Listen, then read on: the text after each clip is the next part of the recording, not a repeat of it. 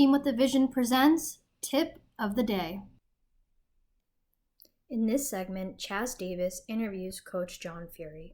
Many runners think of the long run 3 weeks out from the goal marathon race as the last final test. Coach John Furey lets us know the importance of the last long run of the training cycle, whether or not you have to hit 20 miles, and the necessity of smart pacing during the long run. We will also hear how the biggest benefit isn't even a physical one. Hi, this is Chaz Davis with Team with a Vision, and I'm here with Coach John Furey of Furey 26.2. Now, Coach John has been coaching at the collegiate level for the past 33 years, and for the past almost 25 has been leading over 3,000 Boston Marathon charity runners to get to the finish line. Now, Coach, I'm really glad you're able to join us today. Glad to be here, buddy. Thank you. Yeah.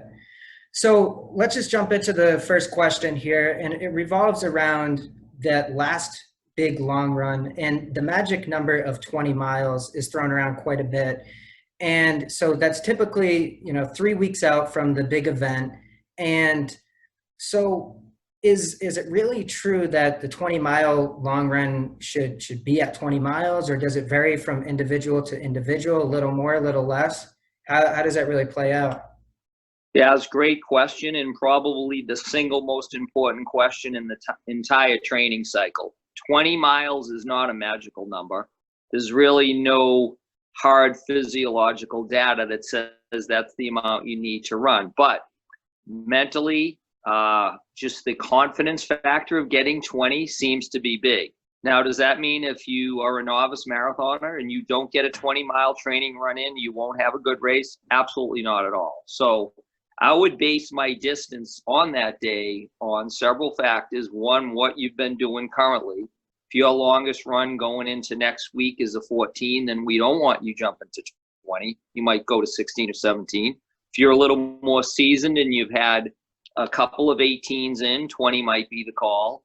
But yes, it's not a magical number. It definitely gives people confidence when they know they see the 2:0 on the training log.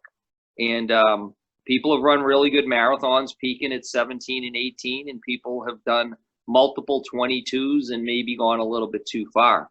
What I would say is this: how you run the 20 is critical. Do not race it. Absolutely.